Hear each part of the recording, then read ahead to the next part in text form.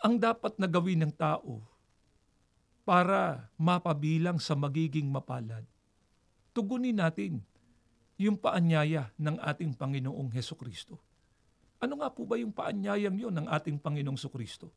Binasa na po namin sa inyo kanina, pero babasahin natin uli ang nakasulat dito po sa 1 Gs ang talatay 9, dito po sa saling Revised English Bible. Sa pagkakaliwat na po sa wikang Pilipino natin basahin, pakinggan po ninyo ito. Ako ang pintuan. Sino mang pumasok sa kawan, sa pamamagitan ko ay maliligtas. Ito po ang paanyaya ng ating Panginoong Sukristo.